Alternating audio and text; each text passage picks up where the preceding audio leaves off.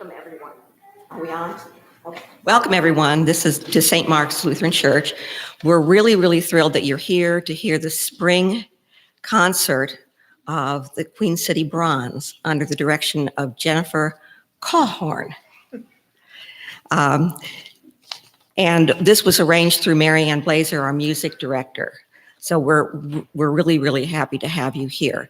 As far as what's going to happen today, the Bronze will be playing. Afterwards, there is a reception over kind of the left as you go out, and our fellowship people would be thrilled if you would come and mingle with the Bell folks and get some nice goodies as well. There will be a free will offering, and this is to help continue to support the outreach of this particular bell choir. So you will see some gentlemen and ladies with very large bells as you're stepping out, and those are the offering plates today.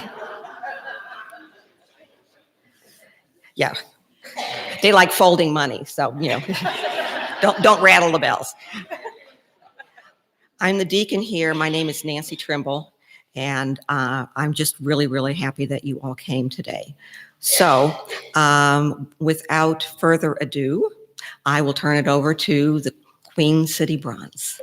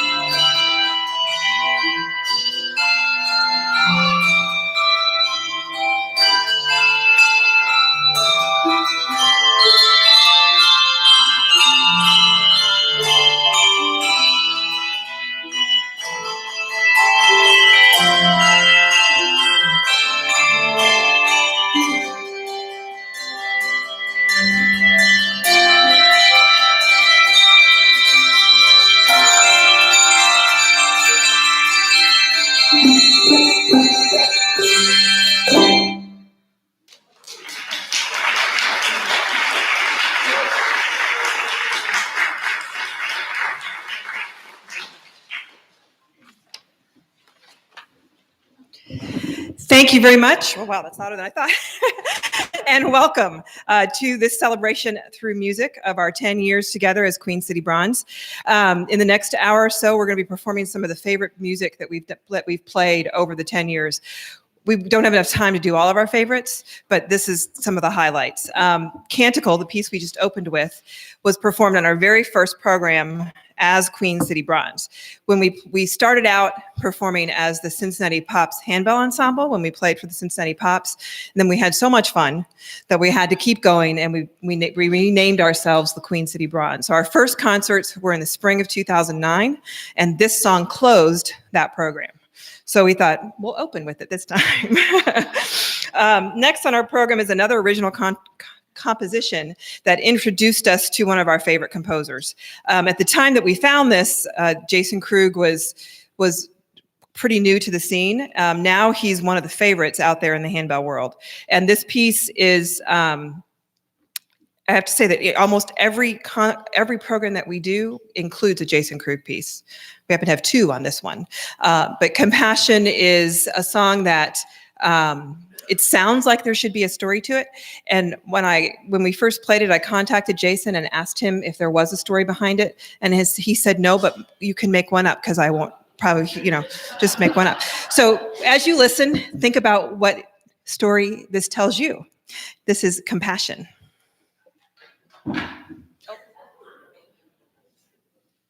As soon as the bass bells are ready.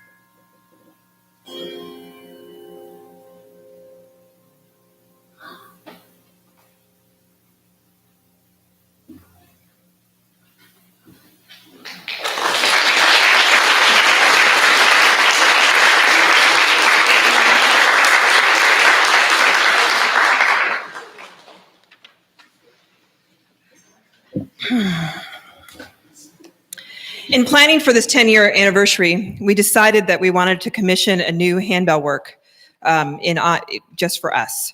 And the choice of composer was obvious, given our love of Jason Krug's music. So we contacted Jason and asked him if he would do this for us. It came to us as, what was it first called? Riverfront Reflections was the working title, which when you hear this, it is not at all reflective. So we did come up with a different title to fit better. So since it was for us, and we felt that some of the rhythms and the tunes in it were about the Queen City, about Cincinnati. So this is Queen City Portrait with the subtitle Riverfront Rhythms, because this piece is all about the rhythm.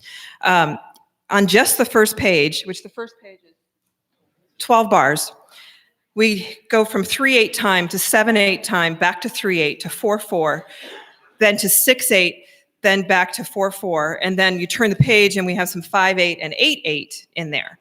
So it's all over the place on time. But we have, admittedly, this has been a challenge, but I think I can speak for everybody that we now love it. At first, we came up with words, so occasionally you're going to hear them, you're going to see them mouthing Cincinnati, Cincinnati, to get certain things. Yeah. So it's a lot of fun, and so this is the first live performance, public performance of this piece. So we are very pleased to premiere Queen City Portrait. And as we play, we're going to show you some scenes of Cincinnati, some beautiful scenes of some of our favorite places in the city. And once again, we're waiting a little bit on the bass, but.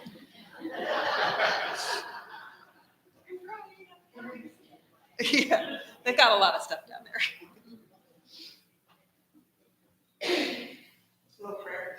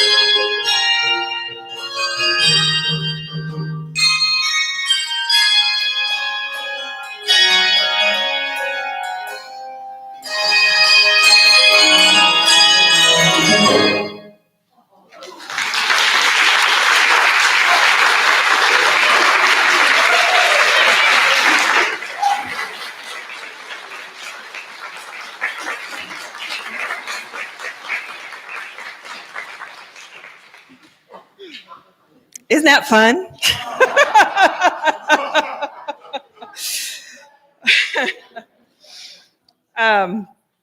Next on our program, we're going to slow it down a bit and take a breath and play an arrangement of Amazing Grace.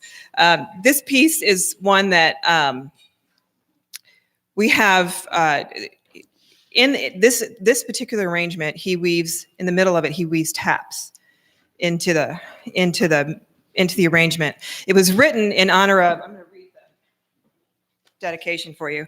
It was written in honor of John and Pat Harvey. It was written in celebration of John's life, most obviously the inclusion of taps in measure 59.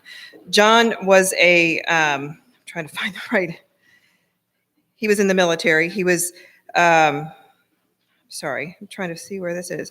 The G2 bell that we play in this, do that, represents John's bass voice.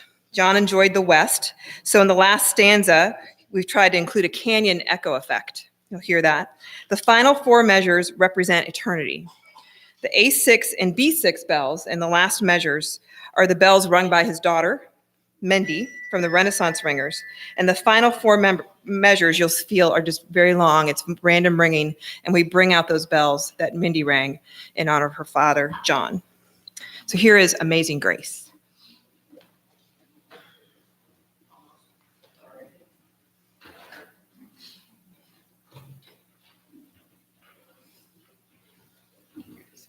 John was a brigadier general in the U.S. Air Force Reserves. So that's.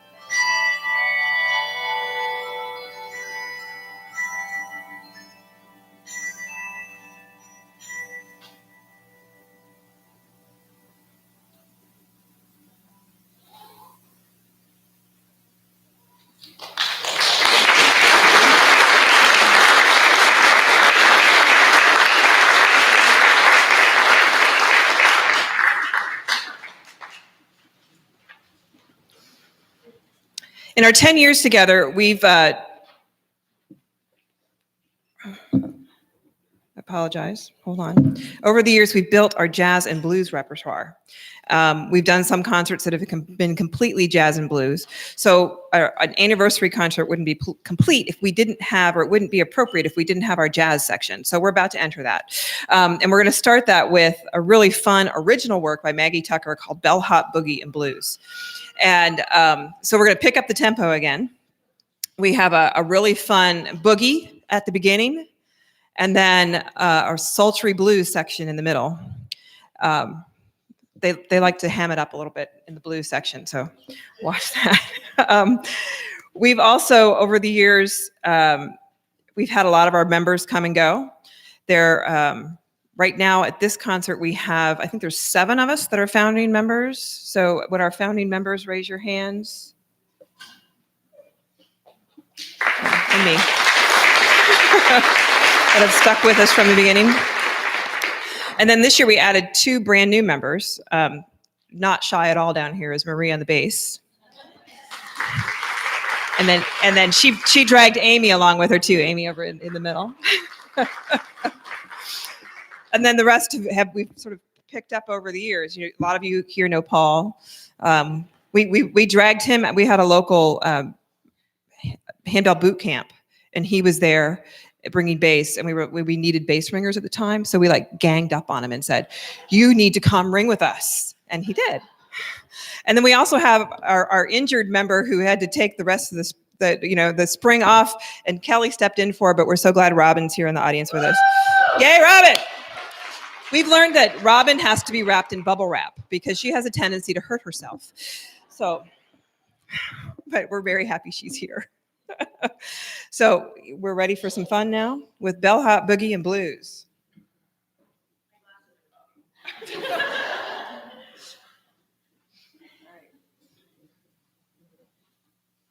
1, 2, 3, 4.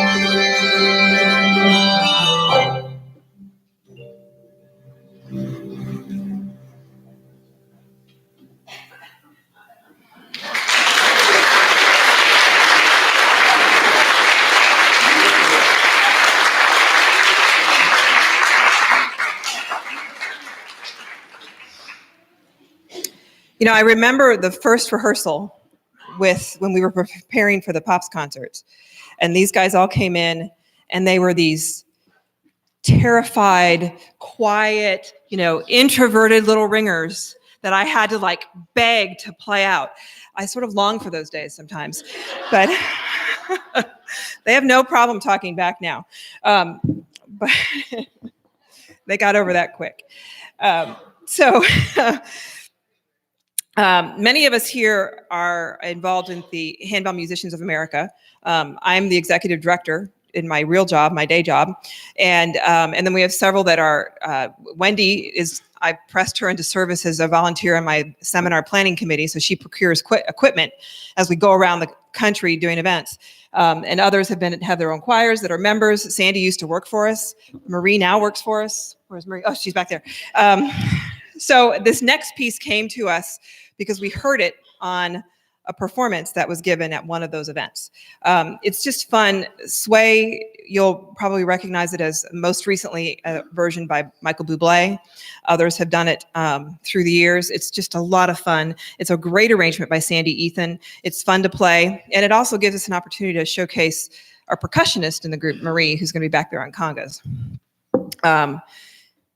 We had to put her way back there to sort of keep her under control. But here we're going to have, she makes herself such an easy target. So it's just, we have fun. All right, and here is Sway.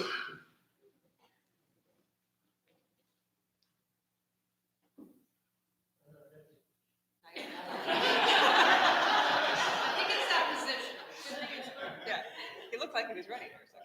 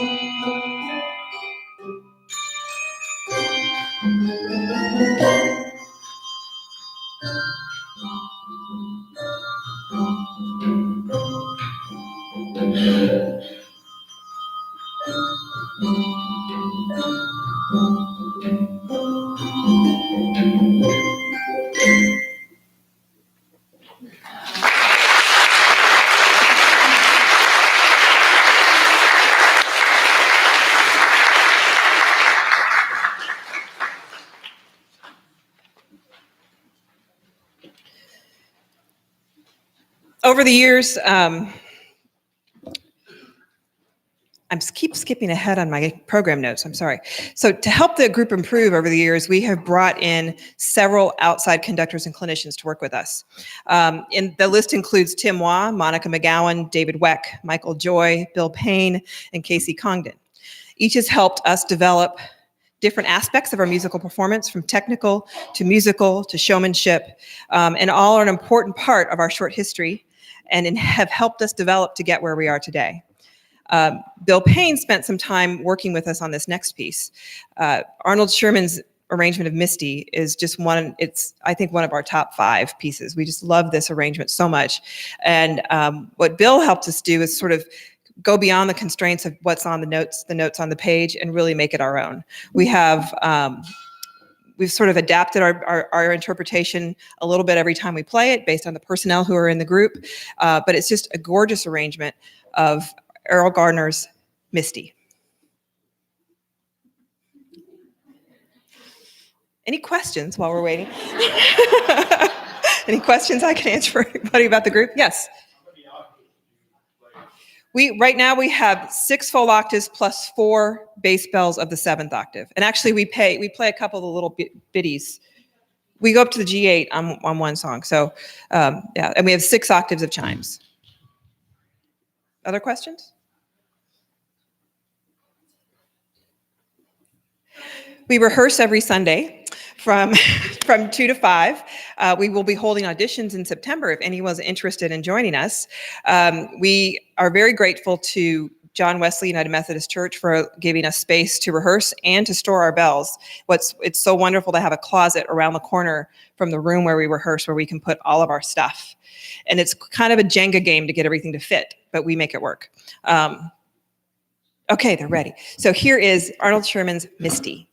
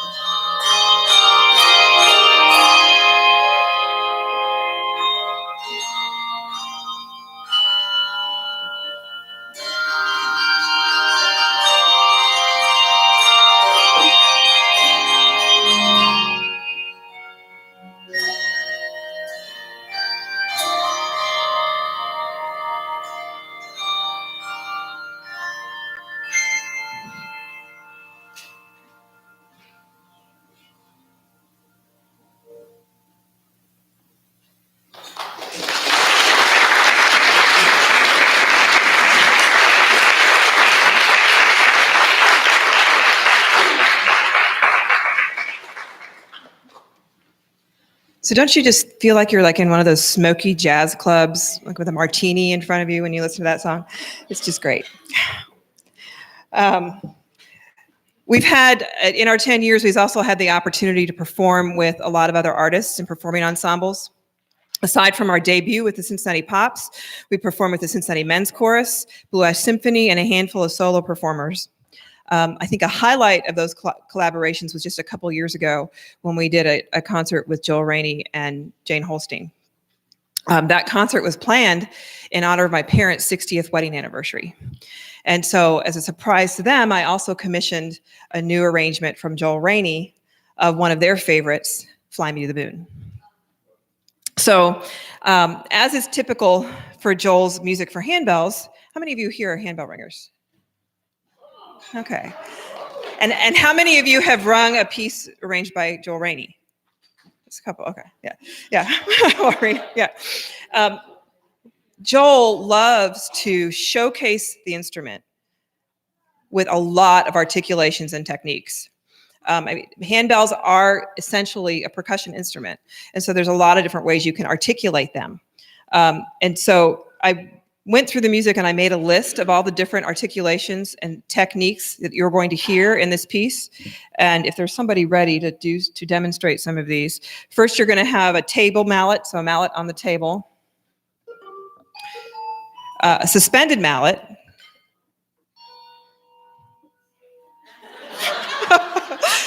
a martellato, a lift, thumb damp. Someone in the bass demonstrated echo. Swing. Shake. And then we have the chime vibrato. There we go. A gyro.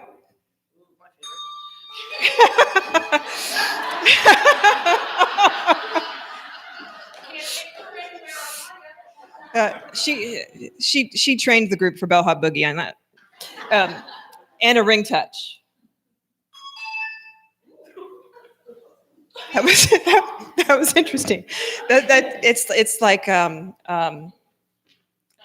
yeah, I don't know. I'm trying to think of some ultra modern composer that reminds me of. Anyway, so also in this arrangement, you will hear that Joel's inspirations come from Nat King Cole, Frank Sinatra, and then a little bit of Count Basie at the end. So here's Fly Me to the Moon. No.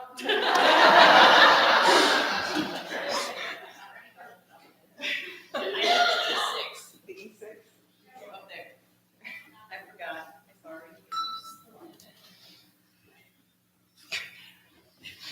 You look surprised.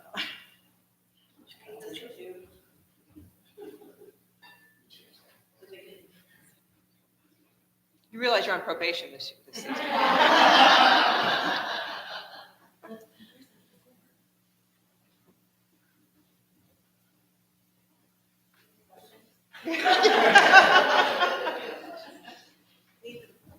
So in addition to our 6-octave, our standard bells, we also have an extra 3-octave set that we use for duplicates.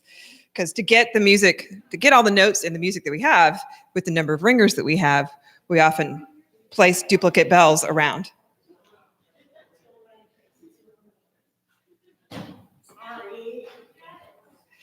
Okay, so I think Marie's ready. Okay.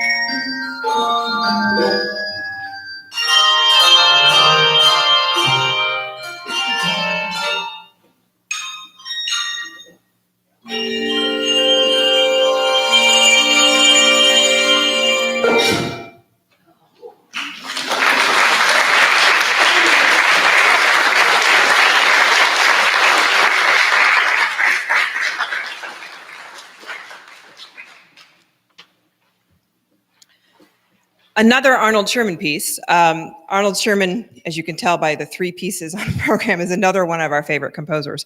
But I think that can be said from a lot of people.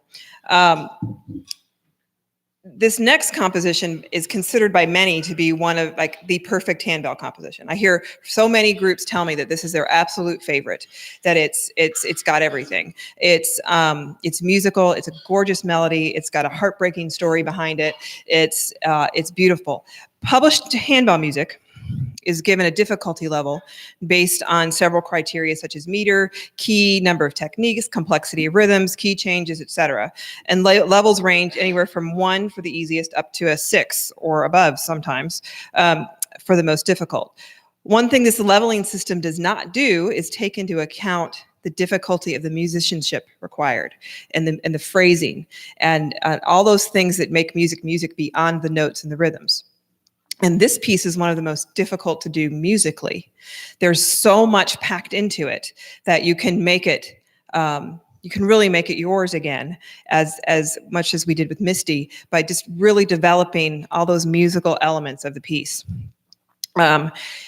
This one is actually rated a level 2+, so on the easier side of music. But once we build in all of those other elements, it becomes really something special. It's been developed into a solo piece, in addition to the full choir piece now that we have. The story behind it, it was written in honor of a friend who died of cancer. In the beginning of the piece, it's just a beautiful melody of her life. In the middle, you'll hear when she gets the diagnosis and the anger and the frustration and the pain that comes with that. And then finally, acceptance and celebration of her life at the end. So this is Gracioso.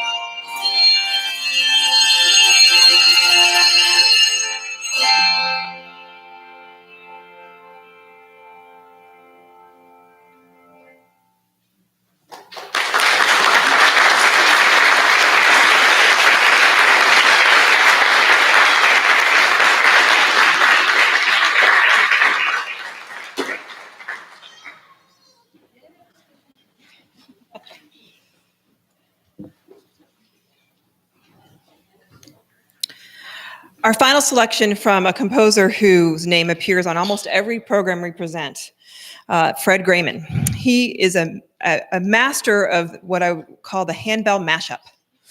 He takes multiple tunes and weaves them into these amazing arrangements. I think almost every piece I've played of his has been a combination of multiple tunes.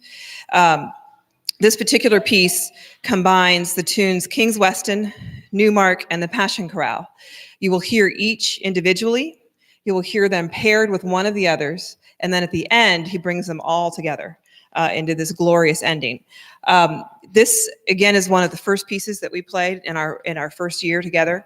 I think of this as one of the, and Arena, you can confirm this. It's like a handbell standby. It's one of the greats in the handbell literature, and one I think that everyone should have the opportunity to hear or play or experience in some way. It showcases the bells in a different way than Joel does. Joel takes all those different techniques.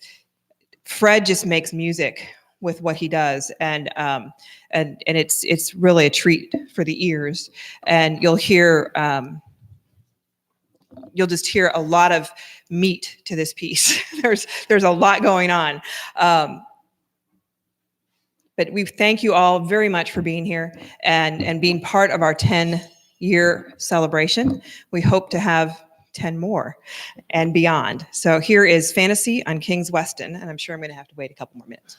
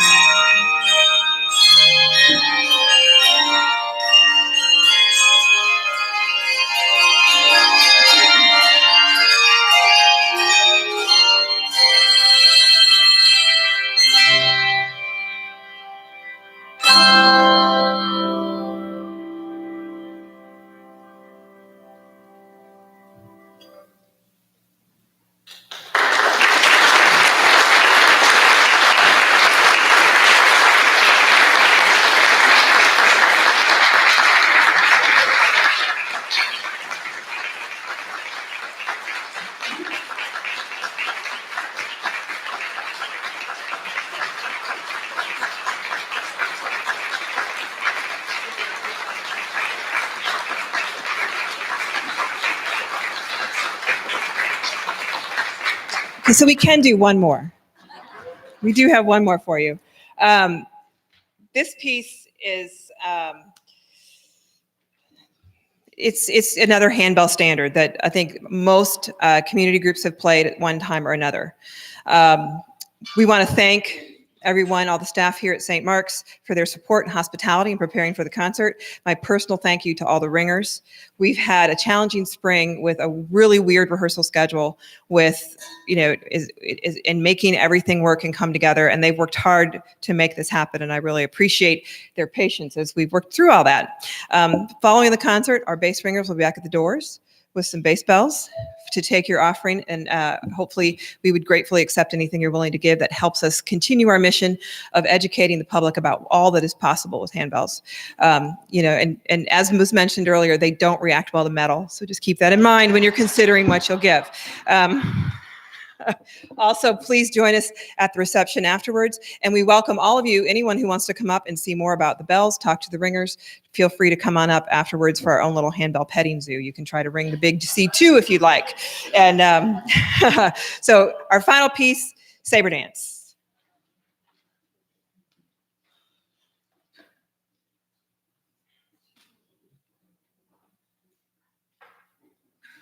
Paul likes to rush.